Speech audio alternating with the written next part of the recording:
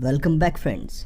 दोस्तों, आज मैं जो आपको मूवी एक्सप्लेन करने जा रहा हूँ उसका नाम है अनटेम्ड, जो 2016 में रिलीज़ हुई थी। वार्निंग, अगर आपको एडल्ट सीन से प्रॉब्लम है तो आप वीडियो को अभी छोड़कर जा सकते हैं। Let's begin with the movie. Movie की शुरुआत में हमें एक मीटियोर दिखाया जाता है जो पृथ्वी की तरफ तेजी से बढ़ रहा था। इसके बाद हम एक लड़की को देखते हैं जिसका नाम वेरोनिका होता है। वो एक कमरे में थी और उसके साथ एक क्रिएचर इंटीमेट हो रहा था और उस टाइम वो अपने टेंटिकल्स का इस्तेमाल कर रहा था। लेकिन तभी हमें एक औरत की आवाज़ सुनाई देती है। वो वेरोनिका को बाहर आने के लिए आवाज़ दे रही थी। दरअसल ये एक बूढ़े कपल का घर था। जब वो औरत अंदर जाती है तो वहां पर वो लड़की नहीं थी, बल्कि वहां पर बहुत सारा खून पड़ा हुआ था। उस क्रिएचर ने वेरोनिका को अपने टेंटिकल से इंजर्ड कर दिया था, जिसकी वजह से वेरोनिका को बहुत ज्यादा ब्लीडिंग हो रही थी। वो अपनी बाइक पर हॉस्पिटल के लिए निकल जाती है, जहां पर वो एक नर्स से मिलती है जिसका नाम फेबियन होता है। वो उसकी मरहम पट्टी करता है। फेबियन वेरोनिका से पूछता है कि तुम्हें किस जानवर ने इस तरह से इंजर्ड किया है। वेरोनिका उससे कुछ भी नहीं कहती और अपनी ड्रेसिंग कराने के बाद वहां से चली जाती है। उसके बाद हम उसकी सिस्टर को देखते हैं जिसका नाम एली होता है। दरअसल एली अपनी मैरिड लाइफ से बिल्कुल भी खुश नहीं थी। उसके हस्बैंड का नाम एंजल था, जो कि अपनी वाइफ को खुश नहीं कर पाता था। इन दोनों के 2 बच्चे भी होते हैं। इसके बाद हम देखते हैं कि एंजल रात में क्लब चला जाता है, जहां पर उसकी मुलाकात फेबियन से होती है। वो वहां पर एक दूसरे से मिलते हैं और दोनों आपस में इंटीमेट होना शुरू हो जाते हैं। यहाँ पर हमें पता लगता है कि एंजल अपनी वाइफ के भाई के साथ ही इंटीमेट हो रहा था और उसकी वाइफ को इसके बारे में कोई भी खबर नहीं थी। अगली सुबह वेरोनिका हॉस्पिटल अपना चेकअप कराने के लिए जाती है, जहाँ पर फेबियन उसकी ड्रेसिंग करता है। वेरोनिका फेबियन से पूछती है, क्या तुम्हें इंटीमेट होना पसंद है? फेबियन कहता है कि इंटीमेट होना किसको पसंद नहीं है। ये सुनने के बाद वेरोनिका फेबियन से फ्रेंडशिप कर लेती है। दूसरी तरफ हम देखते हैं कि वो कपल जिनके घर पे वो क्रिएचर था, वो वेरोनिका के बारे में बहुत ज्यादा चिंतित थे। दरअसल ये क्रिएचर उन्हीं कपल्स के घर में रहा करता था। वहाँ पर हम देखते हैं कि वेरोनिका रात में जाती है और उन कपल्स को फेबियन के बारे में इंफॉर्मेशन देती है। ये सभी लोग प्लान बनाते हैं कि फेबियन को यहाँ बुलाकर इस क्रिएचर के साथ इंटीमेट कराना है। वेरोनिका उस क्रिएचर के पास दोबारा जाना चाहती थी ताकि वो अपनी डिजायर्स को सेटिस्फाई कर सके, लेकिन वो कपल ऐसा करने से मना कर देते हैं क्योंकि पिछली बार उस क्रिएचर ने वेरोनिका को बहुत ज्यादा हर्ट कर दिया था।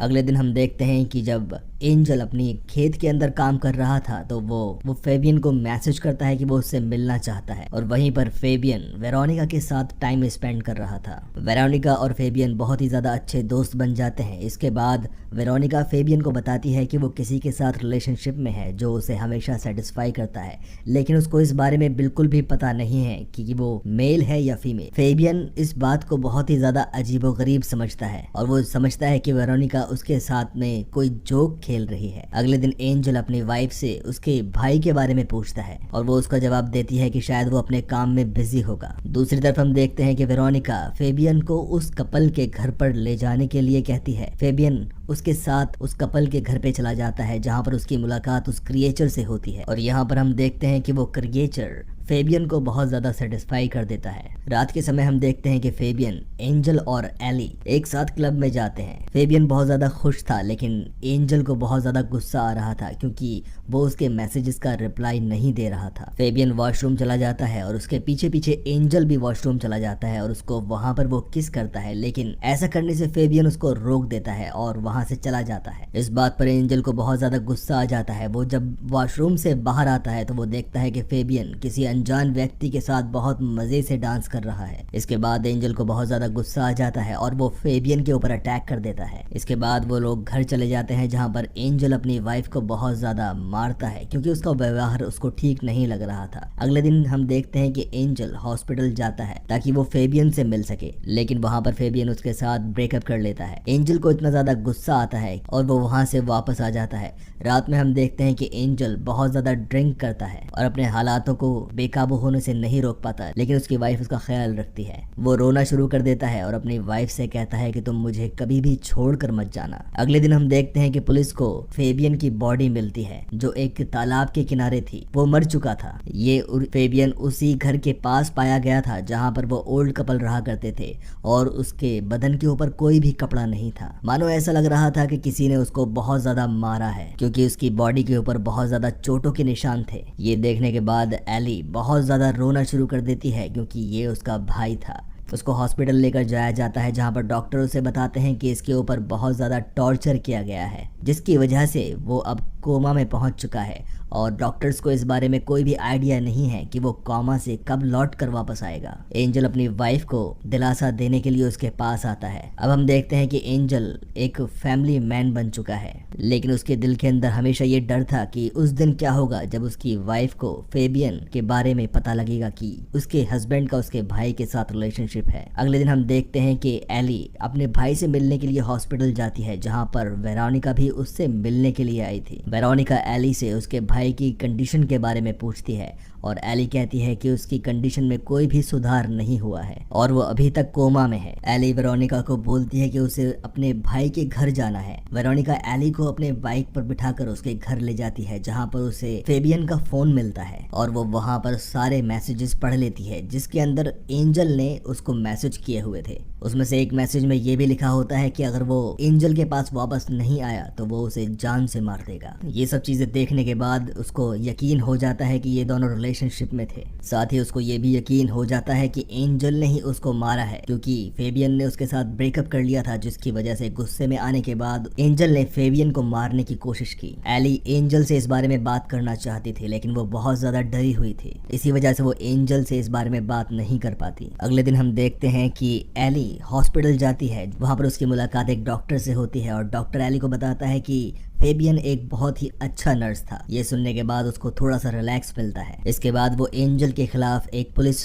एफआईआर करती है। तभी हम देखते हैं कि पुलिस एंजल के ऑफिस में पहुंच जाती है और वो उसको अरेस्ट कर लेती है। हॉस्पिटल के एक नर्स से पता लगता है कि एंजल को फेबियन के साथ बहुत बार देखा गया है और पिछली बार वो फेबियन के ऊपर बहुत ज्यादा नाराज हो रहा था। एली वो सारे मैसेजेस जो एंजल ने फेबियन को भेजे थे वो पुलिस को दिखाती है और ये एक एविडेंस बन जाता है, जिसके बिहाफ पर पुलिस एंजल को अरेस्ट कर लेती है और उसे जेल में डाल देते हैं। अब एली पूरी तरह से अकेली थी और अपने बच्चों को अकेले ही पाल रही थी। एक रात वहां पर वेरोनिका आती है और वो उससे फ्रेंडशिप कर लेती है। अगले दिन वेरोनिका एली को लेकर उस ओल्ड कपल के घर में जाती है, जहां पर वो क्रिएचर था। वो ओल्ड कपल एली को बताते हैं कि वेरोनिका जब बहुत ज्यादा छोटी थी तो उसने एक्सीडेंटली, यानी कि वो गलती से इस घर में आ गई थी और उसे इस जगह के बारे में पता लग गया और तब से वो हमेशा इस घर में डेली आती है। वहां पर ये बताया जाता है कि ये क्रिएचर पूरी तरह से अमर है, यानी कि ये इमोर्टल है, इसको मारा नहीं जा सकता और इससे डरने की कोई भी जरूरत नहीं है। इसके बाद हम एक फॉरेस्ट का सीन देखते हैं, जहां पर सारे जानवर आपस में इंटीमेट हो रहे थे।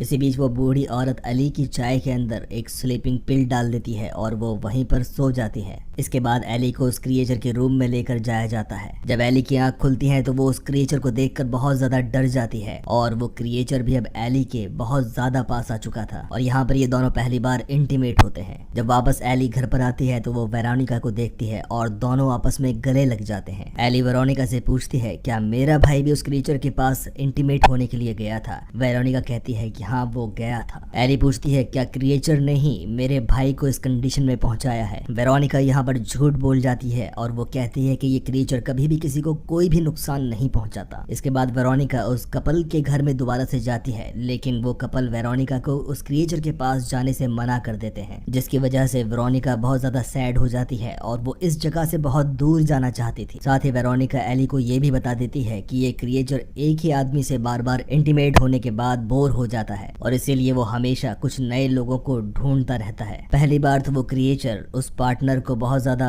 प्लीज करता है, यानी कि खुश करता है, और उसके बाद जब वो बोर हो जाता है तो उसे बहुत बुरी तरह से इंजर्ड कर देता है। एली ये समझ जाती है कि उस क्रिएचर ने उसके भाई की ये हालत की है, जिसकी वजह से अब वो कोमा में है, क्योंकि वो क्रिएचर उसके भाई से बोर हो चुका था और इसी वजह से उसने उसके ऊपर अटैक किया। वेरोनिका यहाँ पर ये भी एक्सेप्ट कर लेती है कि उसने एली से हर चीज क्रिएचर के बारे में झूठ बोली थी, लेकिन एली वेरोनिका को उसके झूठ के बारे में माफ कर देती है। इसके बाद वेरोनिका वहां से बहुत दूर चली जाती है। एक दिन एली अपने बच्चों को स्कूल से पिकअप करने के लिए जाती है, लेकिन वहां पहुंचने के बाद उसको ये पता लगता है कि उसकी माँ उन दोनों बच्चों को स्कूल से लेकर जा चुकी है। ये सुनने के बाद एली एंजल के माता पिता के घर पर जाती है, जहाँ पर वो बहुत ज्यादा लड़ाई करती है और अपने बच्चों को लेकर वहां से वापस आ जाती है। इसके बाद वो एक दिन उस क्रिएचर के पास इंटीमेट होने के लिए जाती है। इसके बाद हम देखते हैं कि एली एक दिन हॉस्पिटल जाती है अपने भाई के पास और वो वहां पर फेबियन के मुंह से ऑक्सीजन ऑक्सीजन पाइप हटा देती है, जिसकी वजह से फेबियन मर जाता है क्योंकि उसके भाई ने उसके हस्बैंड के साथ रिलेशनशिप बनाया और उसको चीट किया। दूसरी तरफ हम देखते हैं कि एंजल के पेरेंट्स बहुत ज्यादा रिच थे, जिसकी वजह से वो अपने बेटे को जेल से बाहर निकलवा लेते हैं। लेकिन इस टाइम पर एंजल बहुत ज्यादा डिप्रेस्ड और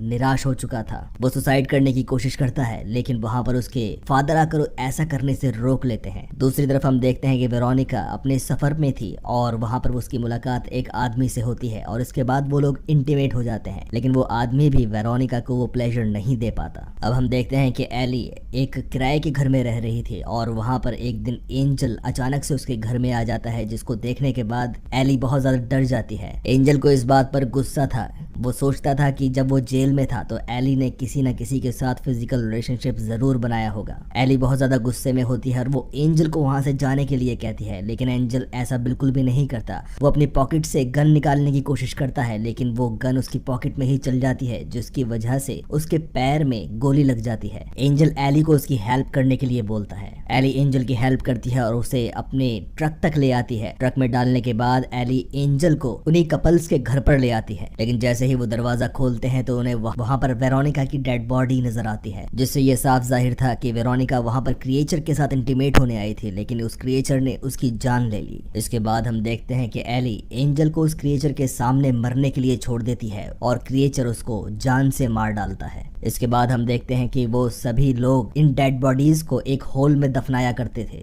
दरअसल ये कपल्स साइंटिस्ट थे। वहां पर एक नहीं बहुत सारी डेड बॉडीज थी। एली उस साइंटिस्ट को बताती है कि ये सारी डेड बॉडीज बहुत जल्द सड़ना शुरू हो जाएंगी। इसका दूसरा मतलब ये भी निकलता है कि यहाँ पर बहुत सारे लोग उस क्रिएचर के साथ इंटीमेट होने के लिए आए थे, लेकिन उस क्रिएचर ने उन सभी को मार डाला और फिल्म यहीं पर खत्म हो जाती है। आइए यहाँ पर कुछ और चीजों को भी समझने की कोशिश करते हैं। मूवी की स्टार्टिंग में जब हमने एक मीटियोर देखा था जो अर्थ की तरफ बढ़ रहा था, उसी में से ये क्रिएचर बाहर आया था। दरअसल इन कपल्स ने, यानी कि जो लोग साइंटिस्ट हैं, इन्होंने ही इस क्रिएचर को यहाँ पर आने का इन्विटेशन दिया था और जहाँ पर ये मीटियोर गिरा था वहां पर एक बहुत बड़ा गड्ढा हो गया था, जहाँ पर अब डेड बॉडीज पड़ी हुई हैं और यहाँ पर जितने भी जानवर थे वो सभी जानवर आपस में इंटीमेट हो रहे थे। इसका मतलब ये है कि इस एलियन के पास एक ऐसी शक्ति है जो किसी को भी इंटीमेट करने के लिए मजबूर कर सकती है। जब इन कपल ने इस एलियन को ढूंढा तो इन्होंने अपने घर के अंदर ही इसको छुपा लिया और गलती से एक बार वेरोनिका ने इस प्लेस को ढूंढ निकाला था और जिसकी वजह से ये लोग इंटीमेट होना शुरू हो गए थे। और उस एलियन की एक ये खास बात थी कि वो जिन लोगों के साथ इंटीमेट होता था कुछ दिनों के बाद वो उनको जान से मार दिया करता था, क्योंकि ये उन सभी से बोर हो जाया करता था। लेकिन एक दिन वो एलियन वेरोनिका से भी बहुत ज्यादा बोर हो जाता है, जिसकी वजह से वो उसकी जान ले लेता है और ये सेम चीज फेबियन के साथ भी हुई थी। वो क्रिएचर फेबियन से भी बहुत ज़्यादा बोर हो चुका था, जिसकी वजह से वो उसे बुरी तरह से इंजर्ड कर देता है और इसी वजह से वो कोमा में भी चला जाता है। लेकिन यहाँ पर एली को लगता है कि उसके हस्बैंड ने उसके भाई यानी कि फेबियन को मारा है, जिसकी वजह से वो उसे जेल में भेज देती है और जेल से एंजल जब वापस आता है तो वो एली को मारने की कोशिश करता है और वो वहाँ पर फेल हो जाता है। इसी वजह से एली एंजल को इस कपल के घर में लेकर आती है और वो क्रिएचर एंजल को मार डालता है। दोस्तों मैं आपको यहाँ पर बता दूं कि वेरोनिका को इस क्रिएचर की रिस्पॉन्सिबिलिटी लेनी थी, क्योंकि वो ही नए आदमियों को लेकर इस क्रिएचर के पास आया करती थी और वेरोनिका की वजह से ही इतने सारे लोगों की जानें चली गईं। उम्मीद करता हूँ आपको ये फिल्म पसंद आई होगी। अगर आपको फिल्म पसंद आई तो नीचे कमेंट करना बिल्कुल मत भूलिएगा। मिलता हूँ आपसे नेक्स्ट वीडियो में, तब तक के लिए टेक केयर।